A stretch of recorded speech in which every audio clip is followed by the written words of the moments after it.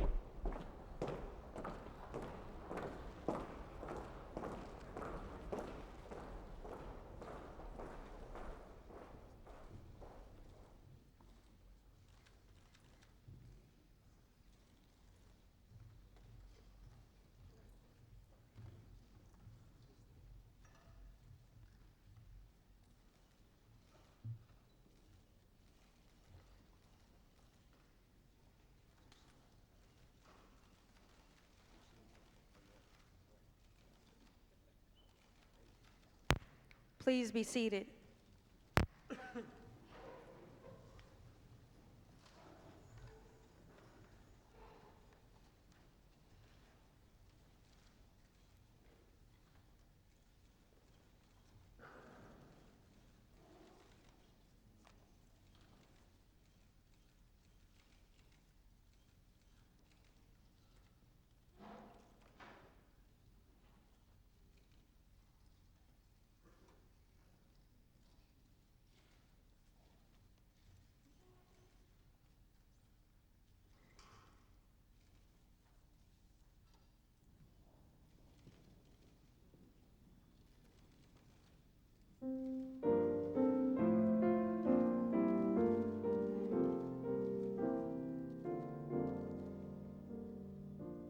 All we've been given by those who came before, the dream of a nation where freedom would endure, the work and prayers for centuries have brought us to this day.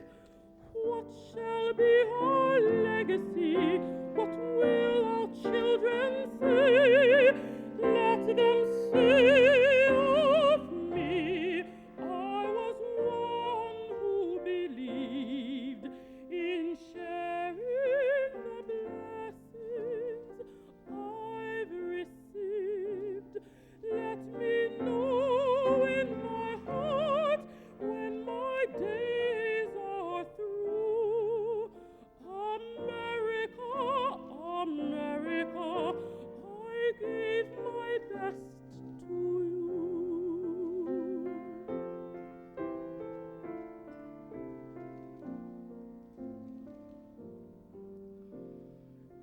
Each generation, from the plains to distant shore, with the gifts they were given, were determined to leave more.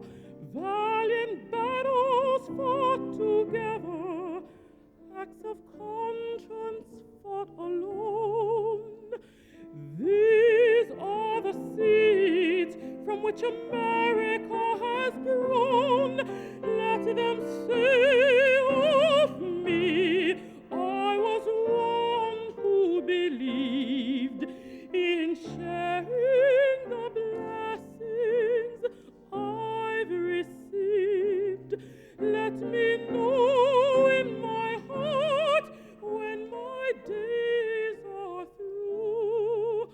America, America, I gave my best to you.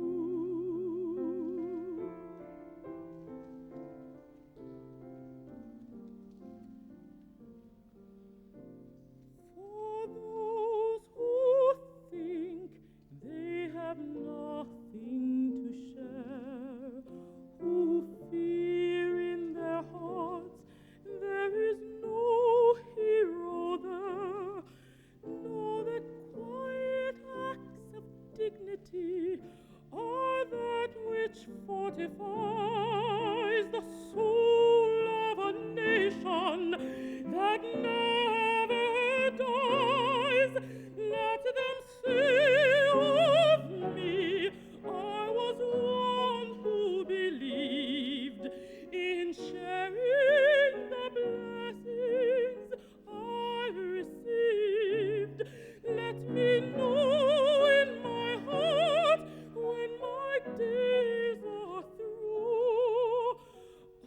America, America, America, America, America, America, I gave my best to you.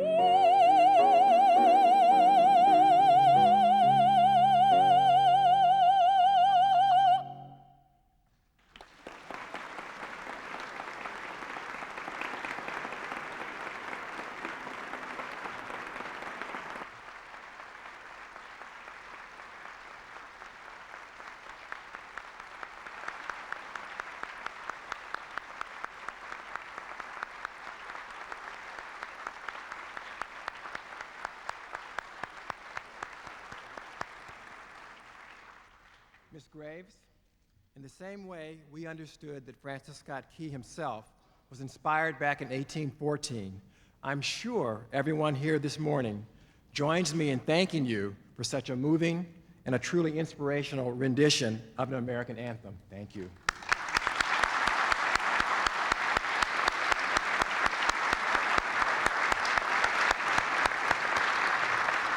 And Mr. Shear, the composer, we extend to you our tribute for such a stirring composition. Thank you so very much.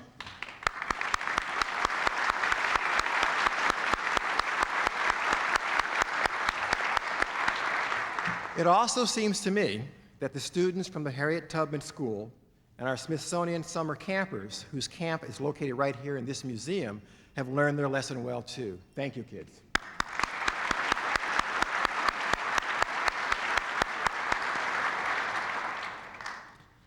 Mr. President, Mrs. Clinton, and our distinguished guests and colleagues, good morning and welcome to the Smithsonian Institution's National Museum of American History and our Flag Hall. I am Spencer Crew, the director of this museum. You are sitting in front of one of our country's most cherished symbols, the Star-Spangled Banner.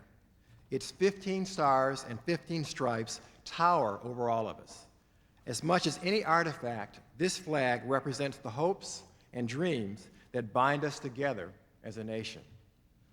For most of this century, the Star-Spangled Banner has been in the collection of the Smithsonian Institution, where we have been dedicated to its conservation and preservation. In fact, it has been hanging in this particular location since 1964 when the museum opened. And here at the museum, we have systematically maintained a conservation program to ensure the flag's longevity. As we approach the close of the century, however, and because of the extraordinary progress of technology and its applications to the field of conservation, We are provided with the opportunity at this time to bring the most advanced conservation techniques to bear on the flag. And we will do this right here in this museum in a specially designed laboratory that will allow any visitor to this museum to watch this fascinating and painstaking process of restoration while it's taking place, and to ask the experts questions as that process is going forward. Moreover, the work accomplished here, including all that we will learn as a result of their examination of the flag, will be shared with conservators across the nation and around the world. As you can imagine, this has excited us all tremendously, and certainly no one more than the man whom I have the pleasure to introduce to you this morning. I'm Michael Haymon, the Secretary of the Smithsonian Institution, whose support and leadership for this extraordinary undertaking is something for which we are all grateful. Now it's my pleasure to introduce the Secretary of the Smithsonian. I'm Michael Haymon. Mr. Secretary.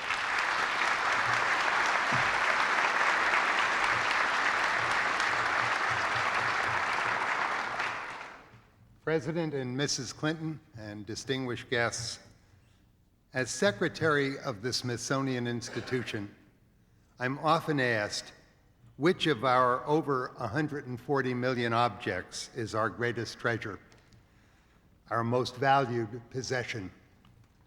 Of all the questions asked of me, this is the easiest to answer. Our greatest treasure is, of course, the Star-Spangled Banner. And yet, when you think of it, this remarkable piece of cloth fails many usual tests of value. It is certainly not the finest example of the flag maker's art. It undeniably shows the ravages of time, and it was not even in mint condition made of the finest materials. Its meaning, of course, is what lends its value beyond measure. The meaning that one American gave it when he sighted it above Fort McHenry, and thereafter generations of Americans have given it as a symbol of their nation and the ideals it stands for. Each American flag bears some symbolic weight, but this one has endured for nearly 2 centuries as material witness to our national purpose. The Smithsonian is committed to the preservation of this great icon for future generations, and we are deeply grateful to President and Mrs. Clinton for sharing that resolve. But I know that we all share as well the belief that for this historic banner to flourish in our national future, its renewal must be spiritual as well as material. There are, after all, many ways to keep this flag vital. In my mind, I link President Clinton's commitment to a conversation on race and to the goals of a society inviting full participation by all its members with his commitment to the preservation of our national icons. Can we, he asked in a speech last year, fulfill the promise of America by embracing all our citizens? In short, can we become one America in the 21st century? It is the quest for a just society for all Americans that gives these icons meaning, that makes them priceless in our national imagination. We at the Smithsonian recognize our roles as custodians of some of our most loved national treasures, but we see as an extension of that responsibility our obligation to provide a national place where the many communities of America can learn about each other and honor each other's past and present. We are bound together as a people, not in uniformity, but in shared hope and, if we get it right, mutual respect. In this museum, not far from the flag we honor, there is an exhibition put together by the museum's director, whom you just heard, Spencer Crew, entitled From Field to Factory, describing the African American migration to the North earlier in this century. It has been an important exhibition, of course, for our African American visitors, but other visitors too have found a remarkable echoes of the search for a better life by their own ancestors, of the sacrifices and aspirations that mark so many American migrations. By honoring differences, we have also discovered fundamental commonalities.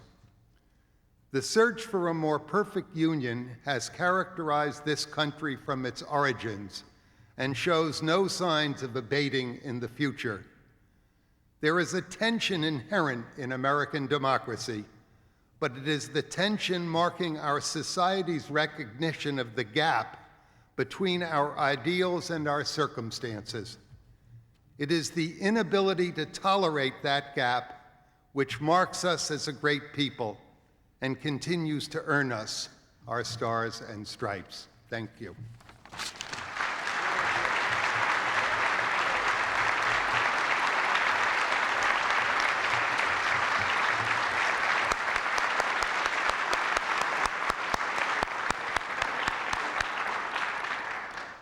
Thank you, Mr. Secretary. We certainly appreciate your very thoughtful and appropriate remarks this morning. The National Museum of American History is fortunate to be part of the great Smithsonian Institution, a complex which is unequaled in the world. Since 1964, when the National Museum of American History opened its doors to the public, it has been one of the world's most exciting and most visited museums. It's a place to go to understand what it means to be an American. Our nation's memory is housed in the collections of this museum. In recognition of our important responsibility, we are engaged in a campaign ourselves for the next millennium to preserve and exhibit the major icons located in the collections in this museum. Among the over 3 million artifacts in hundreds of subject areas, the museum's collections include many unique historic treasures. To name just a few for you this morning, I want to mention, of course, the First Lady's gowns. Mrs. Clinton, you'll be glad to know that millions of visitors have enjoyed viewing your elegant royal blue gown, and we thank you for allowing us to have it.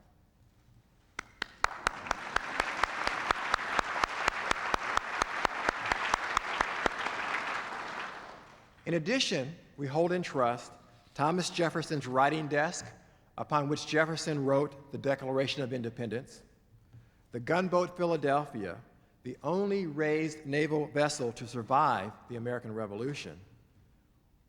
We have 400 years of Puerto Rican material culture, 250,000 photographs documenting the African American community of Washington, D.C. from 1900 to 1944, which is known as the Scurlock Collection, and of course, our most important icon, the Star-Spangled Banner, one of the nation's most important artifacts. It is the country's flag, and it belongs to all the American people, and we are very proud to be its steward. And we are excited by the support and understanding of the American people for our need to preserve it. It is this can-do American spirit that is making it possible to save this American treasure and the other great icons in our collections for the next millennium. Most specifically, it was the inspiration of one American citizen, and as I understand it, in direct response to the President's State of the Union address, who stepped up to the mark and helped us with this enormous task and offered to help. Therefore, this morning, it is my distinct pleasure to announce and thank publicly for the first time this individual and the company he founded just 30 short years ago. Mr. Lauren, would you please stand and be recognized for your extraordinary act of generosity?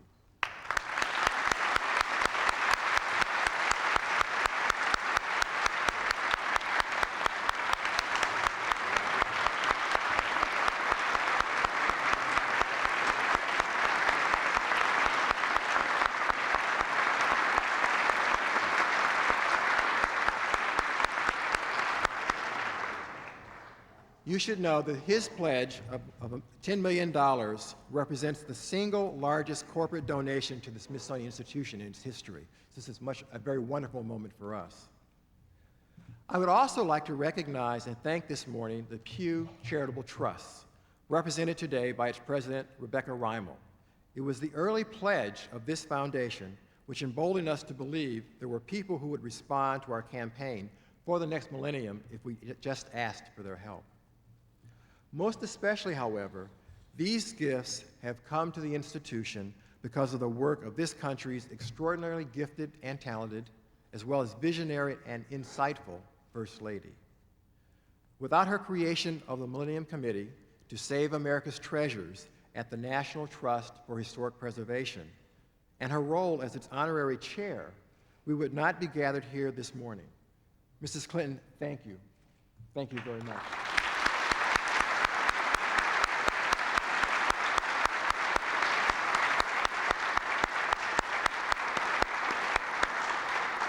We thank you for creating this country's Millennium Program. It will guarantee that the wonderful national treasures throughout this nation will be preserved for our children and all the children of the future who will carry forth the rich tradition of American democracy. At this time, ladies and gentlemen, it is my great honor to introduce the First Lady, Hillary Rodham Clinton. Mrs. Clinton.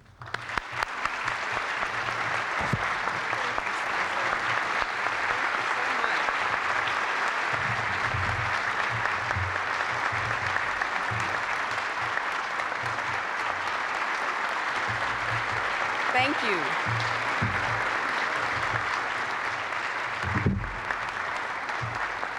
Thank you so much. Thank you, Dr. Spencer Crew, for all of your work and leadership. I'm delighted to see so many gathered today for this significant announcement. I want to thank all of you for being here. I cannot think of a better place to kick off our tour to save America's treasures. It took the skill of a flag maker in Baltimore, Mary Pickersgill, and her 12-year-old daughter to weave this flag together. I remember reading about how her daughter later said that some nights they stayed up as late as midnight to try to get it done. It had been commissioned by the War Department during the War of 1812. It took the courage of a young nation to ensure that when Francis Scott Key looked up, the Star-Spangled Banner still waved proudly. And it has taken the commitment of generations to ensure that today, as we heard from the young students, that Pledge of Allegiance to a flag still represents the best of America, as Denise Graves reminded us.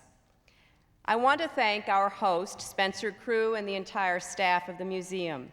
Dr. Crew's leadership resulted in a study of the flag's preservation needs and an innovative plan to restore it in full view of all who visit. I also want to express my appreciation to Secretary Michael Haymon and the entire Smithsonian family for providing an American classroom for people of all ages. Long after we graduate from school, it is often our cultural institutions, such as our museums and our libraries, that continue to teach us, and teach us especially about our history, about the artifacts, the art, and all that represents the best of our nation's past, present, and future. And I want to say a special word of thanks to Denise Graves, who comes from this capital city, but is now not only a national, but an international treasure at the Metropolitan Opera. There are many of you in this audience who have contributed to the preservation of the flag, individuals, foundations, and groups, and we want to thank all of you for your contributions. Now, some of you may know that in 1813, it cost $405.90 to create this flag. Now, all of us know that a few years have passed since then, and it will cost quite a bit more to preserve it. Our entire nation owes a debt of gratitude to all of you who have stepped in to fill this important need. I also want to thank Rebecca Reimel and the Pew Charitable Trusts, not only for the generous gift of which Dr. Crew talked about, but for her commitment and the Trust's commitment to save many of the treasures of our national legacy, from the Star-Spangled Banner to the Library of Congress to Independence Hall in Philadelphia. And I want to pay special tribute this morning to Ralph Lauren. I first met him when he organized the fashion industry in support of breast cancer research. He has been a leader on so many fronts, and we are so grateful for his extraordinary generosity and commitment. You know, the phrase Ralph Lauren has sort of become an adjective. People say something is very Ralph Lauren if it has a certain American style or design. Well, perhaps after today, it will also come to symbolize another aspect of the American way, good citizenship. When the President announced our Save America's Treasures project during the State of the Union, he talked about how chapters of our American history, our story as a nation, like the Star-Spangled Banner, were literally deteriorating before our eyes. And he called on all Americans to help. Well, the next day, Ralph picked up the phone and called. He, like most of us, hadn't known of the condition of the flag, but once he heard, he did want to join in helping to save it. He said he'd been blessed by our nation and wanted to give something back, and today he has. He's joined this morning by his family, his wife Ricky, and his children, Andrew, David, and Dylan. And I want to thank the entire Lauren family and the corporation for this extraordinary commitment, not just to America's past, but America's future as well.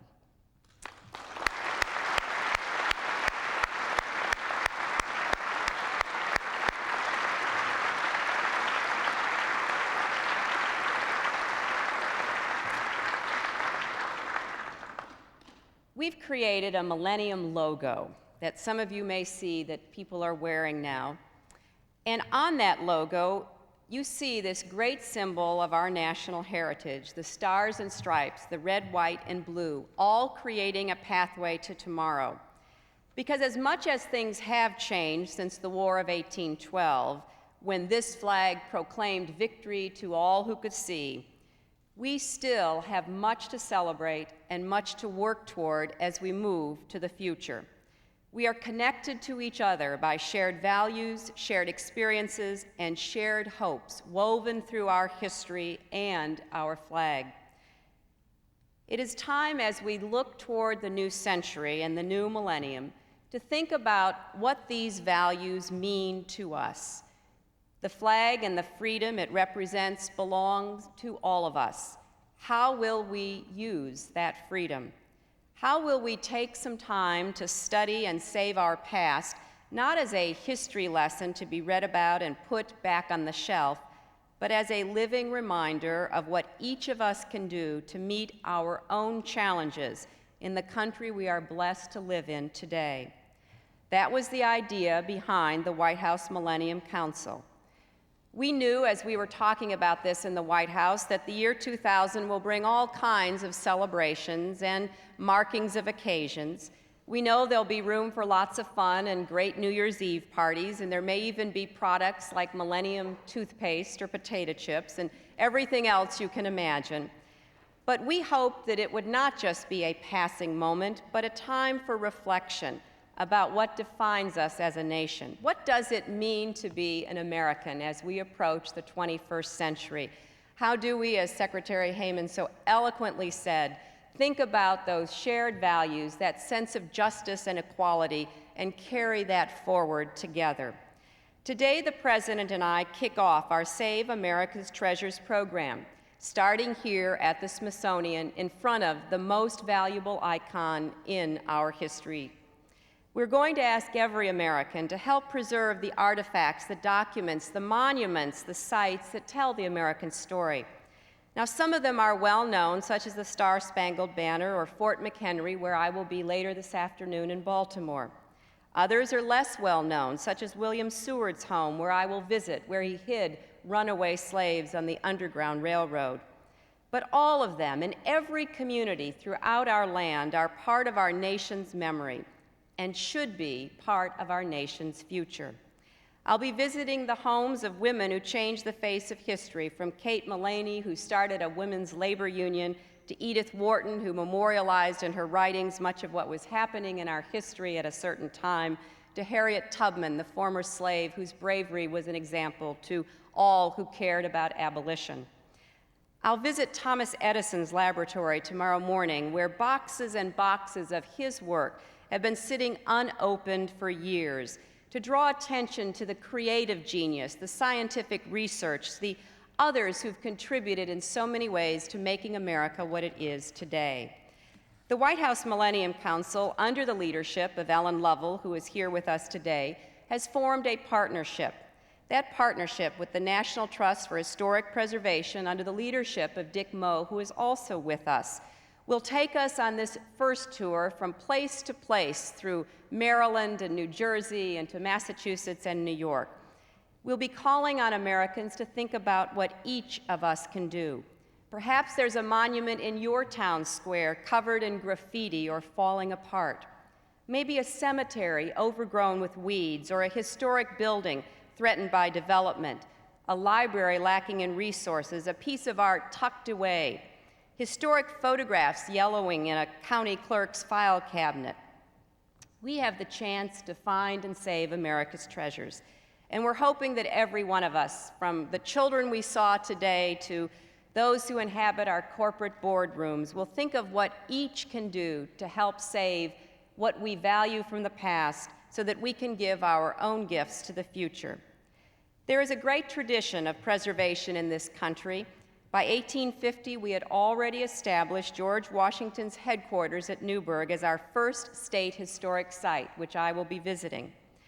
What they knew then, and what we have continued to learn through successes and failures, such as the destruction of the beautiful Penn Station in New York, is that we can never own our nation's past.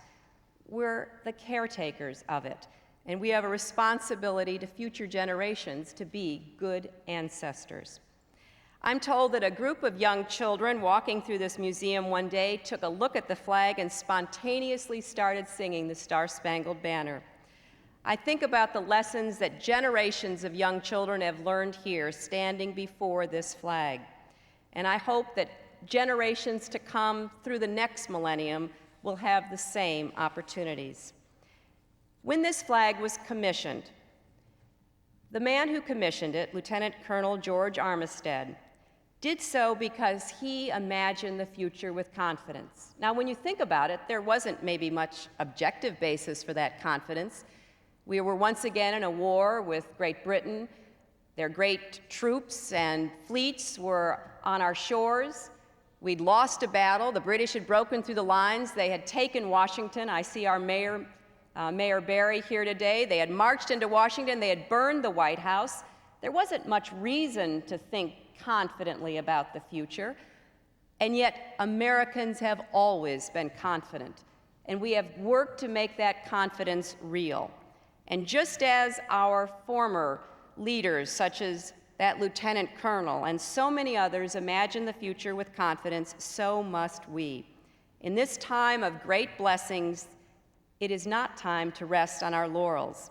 It is time to pass on to our children, grandchildren, and all the children to come the stories from individual families to the ones we read in the history books that made us who we are today.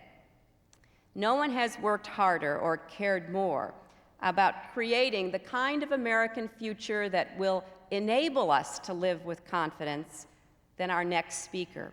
I know that because I see it at work every single day. Just ask him about American history and be prepared to hear a very long dissertation, because he reads it, he studies it, he lives it, he makes it.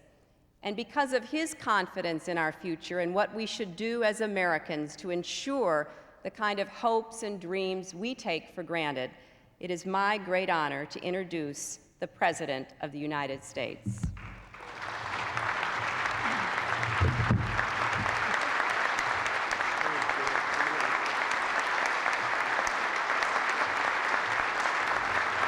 Thank you. Thank you very much. Thank you. Thank you. Thank you very much. Is this a great way to start the week or what? Thank you, Mr. Cruz, Secretary Haymon, Ms. Reimel, Mr. Mayor and members of the City Council, Mr. Moe. Thank you, Denise, as always, for being so wonderful. Thank you, Ralph Lauren, for this incredible act of generosity and, I think, foresight. And I want to thank the First Lady for once again creating something of enduring value to our country in this Millennium Project. You know, Hillary mentioned this, but 1814 was not a particularly good year for America. And the British did burn the White House, and we just finished a 15-year renovation of the White House, and we left two of the great stones unpainted to remind people that it only became the White House after the British burned it, and when the burn marks couldn't be scrubbed off, the beautiful stone had to be painted white to cover the memory of what had happened. It's rather nice, actually, to have a couple of the stones unpainted so that we don't completely forget. Not since that time has the United States been invaded. And so the confidence of all the people who were involved was well-founded. Francis Scott Key wrote the Star-Spangled Banner in the midst of a very fierce battle.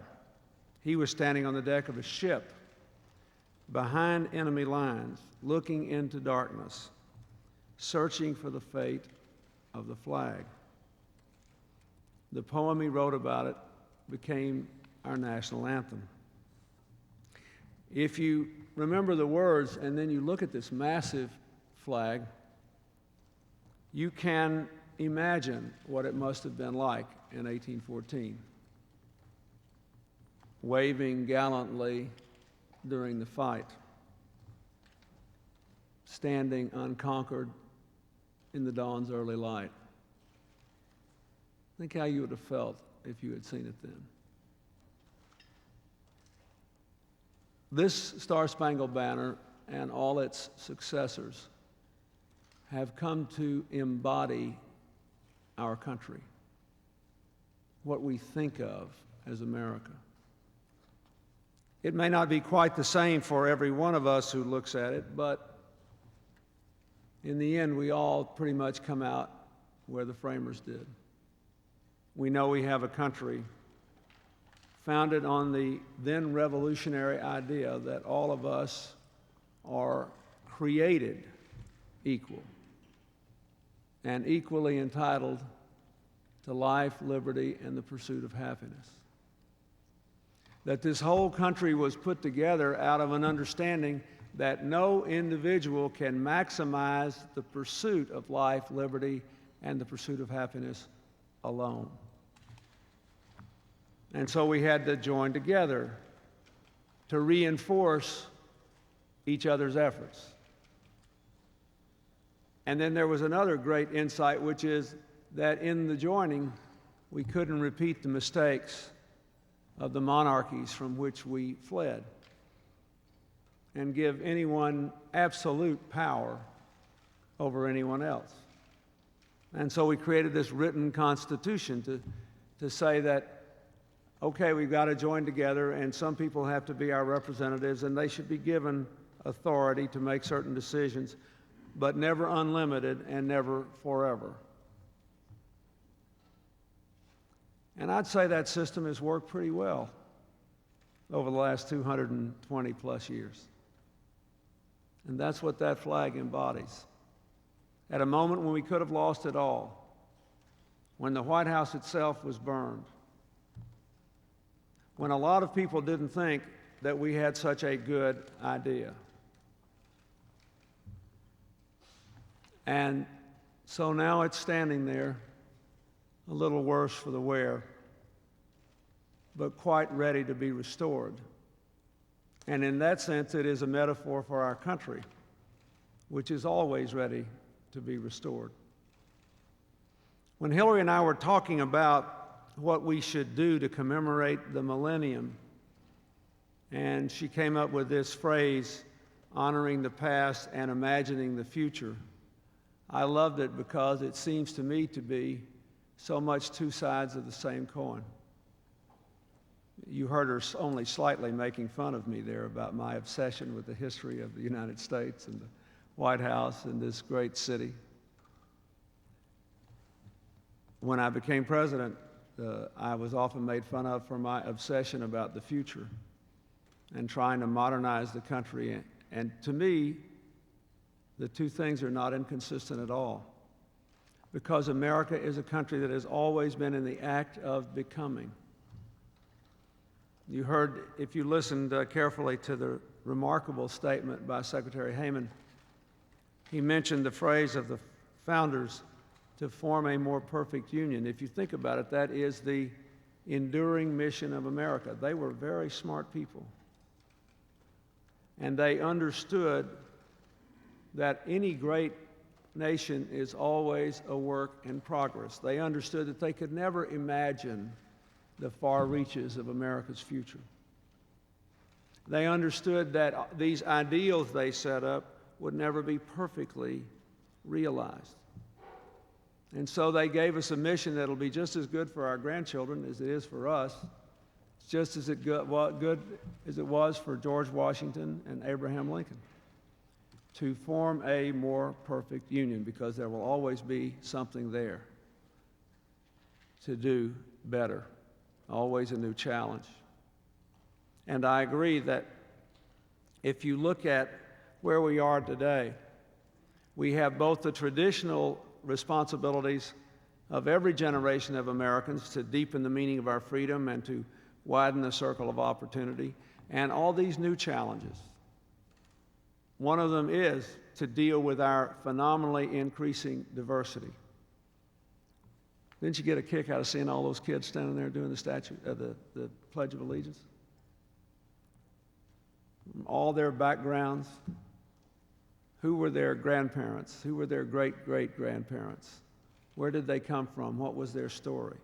Doesn't matter, because they now have a chance to live the dream that was promised to all of us so long ago. That's what that flag embodies. We have all kinds of responsibilities now to the rest of the world we didn't have before, because now the world is yearning for freedom, and there is no Cold War. And we must summon ourselves to understand that in the 21st century, preserving everything good about America at home requires us to be more involved with our neighbors around the world than ever before. We have new challenges when it comes to our natural environment, to prove that we can continue to enjoy the fruits of material prosperity while replenishing the earth, not destroying it. There will be new and different challenges, but we can meet them best if we remember what got us here. That's why saving the Star-Spangled Banner is important. That's why I asked the American people to do it in the State of the Union. That's why I'm very grateful to Ralph Lauren today for stepping forward. You know, most of us have maybe not most of us, but a lot of us, including Hillary and me, have those great polo sweaters with the American flag on it. I wish I had one with the Star-Spangled Banner on it, because that's the gift that he's given America today. Now, I want to echo what Hillary said. There is more to do. President Lincoln and his family, and many other presidents' families, used to stay in a little cabin up with the old soldiers' home here in Washington, D.C. in the summertime because the Potomac was so hot. That ought to be preserved for all time to come. And this committee has identified dozens of other sites. But I also want to emphasize something else Hillary said. As she begins this tour over the next 4 days, to identify nationally significant treasures. Every community in this country has got some piece of itself that needs to endure. And I hope that the public airing that this event receives today will make people in every community across our country once again say, what have we got here that we should preserve for our grandchildren and for all time to come? Americans need to know the stories of their country, their states, their communities, their families. Let me especially thank the History Channel for doing its part to share the story of the Star-Spangled Banner by producing its own TV documentary and providing teachers with educational packets about it. Again, let me say to all of you, too, we must continue to imagine the future. I asked the Congress to pass the Save the America's Treasures program, as well as the biggest research program for the future in history, and to put them together so that our people could see that the story of America is a seamless one. I hope all of you in this room and all the people who are involved in this endeavor, every time you see the Star-Spangled Banner for the rest of your life, will think about preserving our past, honoring it, but also will think about imagining the future. What an imagination it took in 1814 to believe that America had a boundless future.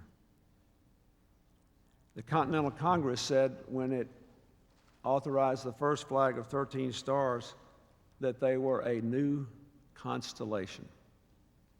They were right. When I looked at all those children today saying the Pledge of Allegiance, I thought, now we are a newer constellation, different than they could have imagined, racially, religiously. We have no longer a small country on the eastern seaboard, but a continental nation with the greatest influence for good the world has ever seen, and an enormous responsibility for the future. And that is the last point I would like to make today. You can neither honor the past, nor imagine the future, nor achieve it without the kind of citizenship embodied by all of our memories of the flag. So as you see this flag and leave this place, promise yourself that when your great-grandchildren are here, they'll not only be able to see the Star-Spangled Banner, it will mean just as much to them then as it does to you today. Thank you, and God bless you.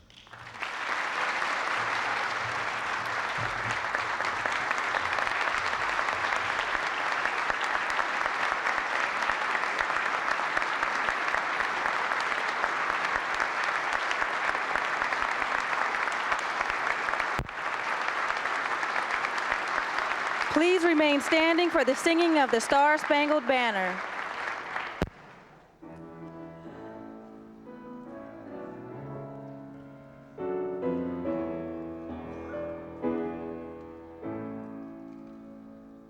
Oh, say, can you see by the dawn's early light what so proudly we've hailed at the twilight's last gleaming, whose broad stripes and bright stars through the perilous fight o'er the ramparts we won